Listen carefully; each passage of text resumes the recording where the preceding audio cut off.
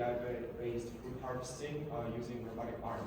So my advisor is Dr. Kunjan, and I want to thank him a lot for providing me with this opportunity. And I want to say special thanks to the Department of Physics and Engineering for sponsoring my trip. Okay, so what is the purpose of my research? First of all, I decided to use AI integration into robotics and see how it's going to turn out, as well as to just automate fruit harvesting in the field. So some of the applications include addressing labor shortages, as well as like enabling fruit harvesting in conditions unsafe for humans. For example, in the fields with a lot of pesticides or in the sun. And you can see the picture of the robot right here. Okay, so my core hardware components include a Raspberry Pi, a custom gripper, the robotic arm itself, then NVIDIA HGX Orin, which is just a computer with a very powerful GPU unit, as well as a 3D camera with a LiDAR sensor to detect depth. Yeah. Okay, so my project can be broken down into two main parts, computer vision as well as schematics, so I'm going to begin with computer vision. Now, first let's define what we mean when we say, a computer recognizes an image or an object. Well, it's a mathematical map from the input space to the output space. Our input space is an image, which has a width, a height, and 3 colors, RGB. So you can see right there that the dimension of our input space is width times height multiplied by 3, because we have 3 different colors. So it's a multi-dimensional space. And we're trying to map it to the detection space, which consists of a boundary box, a set of classes, and a confidence metric. The most important takeaway from this slide is this equation over here. That's what determines whether or not a detection should be counted as correct. So it's intersection over union. We take the intersection of the predicted result with the actual result and divide it by the union. And if it's bigger than a certain threshold, which can be very arbitrarily, we say, well, it's counted as correct. So the training dynamics. My model runs on both CPU and GPU. However, it runs on CPU significantly slower than on GPU at about 200 milliseconds per image, and on a GPU with about 2 milliseconds per image. So the core equation of this slide is over here, which you might recognize as linear, as a gradient descent. So as a physics student, I found it really interesting because I used a similar method in electromagnetism in method of relaxations when you compute potentials. So the function f over here is nothing but a error function, which we're trying to minimize through an iterative process. And you can see the graph over here. Yeah, on the right. Sorry. You can see the graph on the right, which is our cost function versus epochs, which is how many times did we run the training. So you can see that the graph flattens out at about 40 iterations. And then it converges towards a local minimum, which means we've minimized our error. Yeah, so you can see like a quick demo over here of the AI model working. And the main performance metric for image recognition models is called MAP 50/95, which basically takes an average of accuracy with confidence thresholds between 50% and 95%. So the threshold on the first line over here. Yeah. So it takes a range of those thresholds and averages them.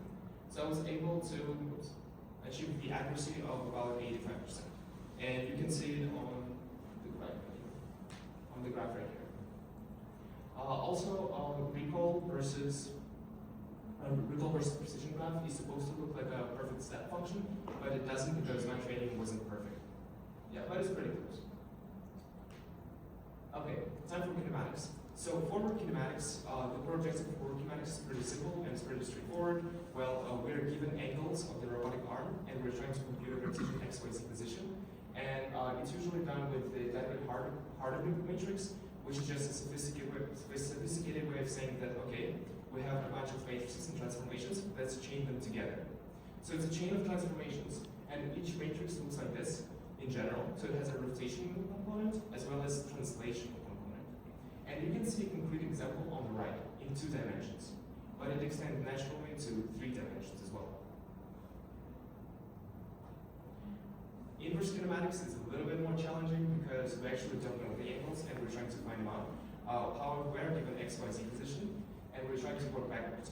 So some of the challenges include non-unique solution because, as you might intuit, there is multiple ways of approaching the same point in space, multiple different angles, singularities, as well as convergence problems. So you can see a diagram over here of what input kinematics looks like. I use the Jacobian approach, which is just linear approximation, and the two main equations that guide everything are right here. So the first is, once again, the error function, and the second is the gradient descent, once again. So it is very nice that it generalizes. So computer vision and inverse kinematics, they both use the same math, pretty much. Yeah, so implementation results. So on the first graph right here, you can see that I sampled 200 random points, and then around the robot, and then I computed the inverse kinematics, and I was able to achieve the positional error of about 0.6 millimeters, which is pretty good considering that most fruits are like in centimeters wide, right? However, where I encountered significant issues is with convergence behavior, because only 54 out of 200 points were able to converge. So I'm still trying to figure out the criteria for convergence. Yeah. And this is the quick demo of the robotic arm in action. So it actually knows that I have to scan like the first region. So it assumes that the apple is right there. And the reason this assumption is necessary is because it needs to like make a guess, right, of the angles to apply the gradient descent. It knows that it's somewhere in that direction. It did the scanning, it found the apple, and it's gonna put it into the basket.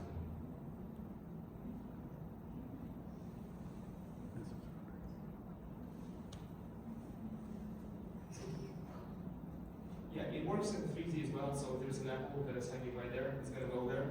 Now, once again, in order to make a guess, it kind of knows that it's somewhere in that quadrant.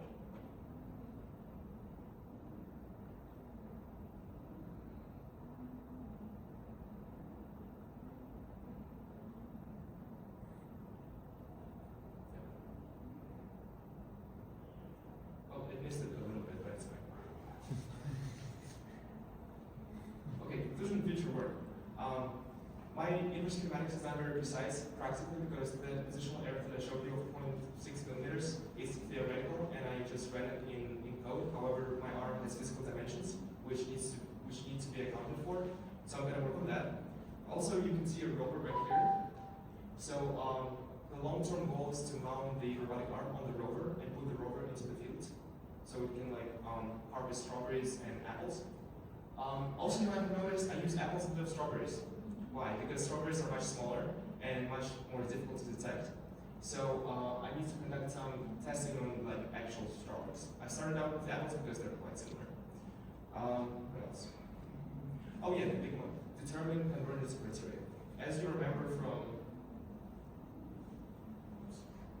this slide, only 54 points out of 200 converged, and the problem, I don't know why. So I'm trying to work it out. Yeah, these are my references and special things. And thank you. Do you have any questions?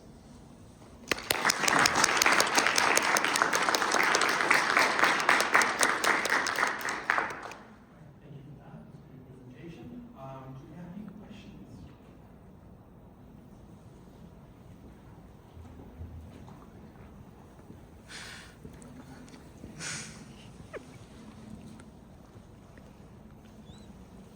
Is any of your code, I guess, reliant on the shape of your arm, or are you able to use different arm designs to get like maybe better to be around branches or something? Yeah, that's a great question, and that's why I actually picked this project.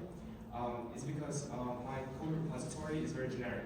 So you can just use my code, but you have to just change the physical parameters of the arm, so like the length, the number of joints, and everything else works out fine.